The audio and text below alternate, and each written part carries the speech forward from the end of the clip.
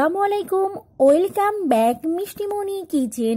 আজকের এপিসোডে তৈরি করে দেখাবো কুড়মুড়ে ভেন্ডি ফ্রাই। খুব সহজে হাতের কাছে থাকা কিছু সামান্য উপকরণ দিয়ে তৈরি করতে পারেন কুড়মুড়ে ভেন্ডি ফ্রাই। আশা করি আমার রেসিপি আপনাদের ভালো লাগবে। আমার রেসিপি ভালো লাগলে অবশ্যই আমার চ্যানেলটি সাবস্ক্রাইব করবেন। আসতে সামনের দিনগুলোতে আরও নতুন নতুন মজার মজার রেসিপি আপনাদের উপহার দিব ইনশাল্লাহ। চলুন দেখিনি কিভাবে কুড়মুড়ে ভেন্ডি ফ্রাই করব। এখানে আমি 250 গ্রাম ফ্রেশ ভেন্ডি নিয়েছি, আর এই ভেন্ডি আমি খুব ভালোভাবে পানি দিয়ে ধুয়ে পানি ঝরিয়ে নিয়েছি। দেখুন এর গায়ে কিন্তু খুবই সামান্য পানি আছে। ভেন্ডি আমি এখানে কেটে নিচ্ছি। কিভাবে কেটে নিচ্ছি একটু খেয়াল করবেন। প্রথমে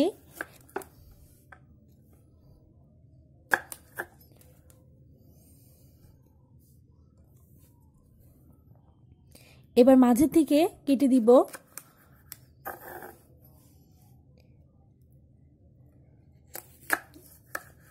একটু খেয়াল করলে আপনি বুঝতে পারবেন কিভাবে আমি এটা কাটছি। ভেতর থেকে বিচিটা বের করে ফেলতে হবে।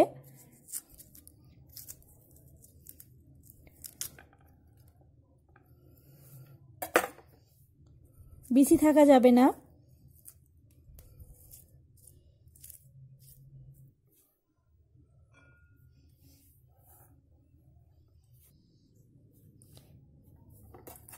এবং চাকুর সাহায্যে আমি এটা স্লাইস করে কেটে নিব।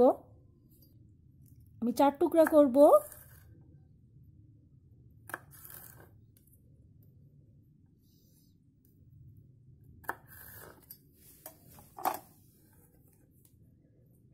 দেখতেই পাচ্ছেন এইভাবে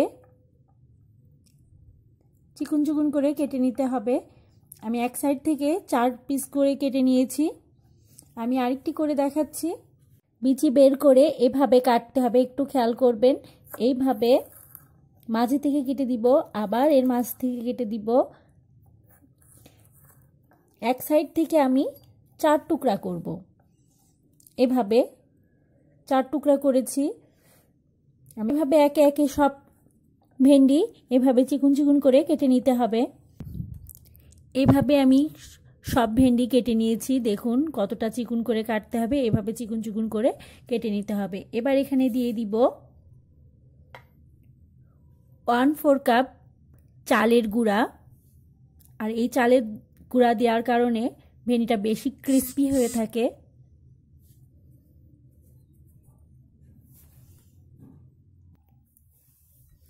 এবার এখানে অ্যাড করব 2 টেবিল চামচ বেসন। এবার এখানে দিয়ে দিচ্ছি 2 চা চামচ চাট মশলা।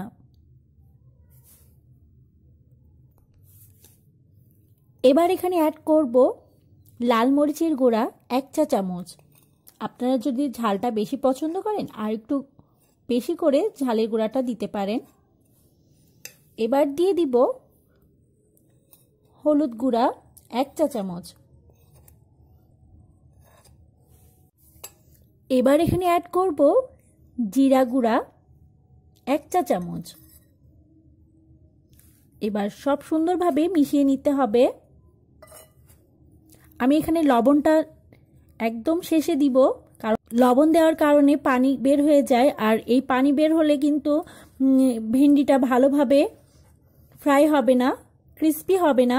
এই জন্য লবণটা সবার শেষে ব্যবহার করতে হবে। হাত দিয়ে খুব ভালোভাবে মিশিয়ে দিব যেন সব জায়গায় লেগে যায়, এমন করে মাখাতে হবে। এবার এখানে দিয়ে দিব স্বাদ মতো লবণ। আমি 1 চা চামচ লবণ এখানে দিচ্ছি। এবং লবণ দেওয়ার পরে কিন্তু সাথে সাথে এটা ফ্রাই করতে হবে, বেশি সময় নেওয়া যাবে না।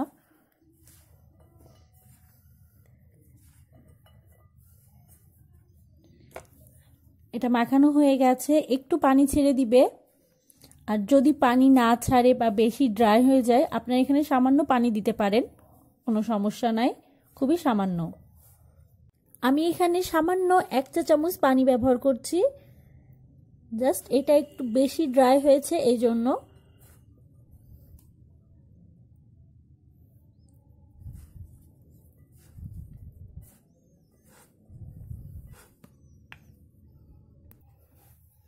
এখানে মোট আমি 2 চা চামচ পানি দিয়েছি। আর ভেন্ডি এমন হবে দেখুন, সামান্য ভেজা ভেজা, বেশি ড্রাই হলে হবে না, কিন্তু এখানে কিন্তু বেশ এমন ভেজা ভেজা থাকতে হবে। এগুলো রেডি। আমি চুলাইতে তেল বসিয়ে দিয়েছি,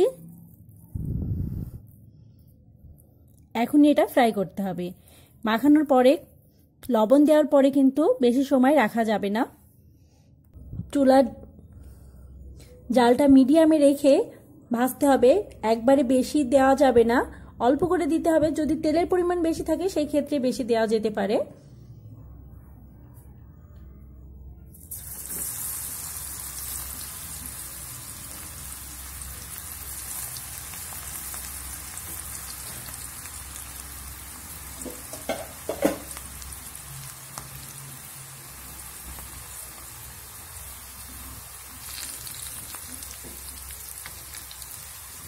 তেলে খুব বেশি দেওয়া যাবে না, অল্প অল্প করে দিয়ে ভাজতে হবে। সামান্য একটু কালার আসলেই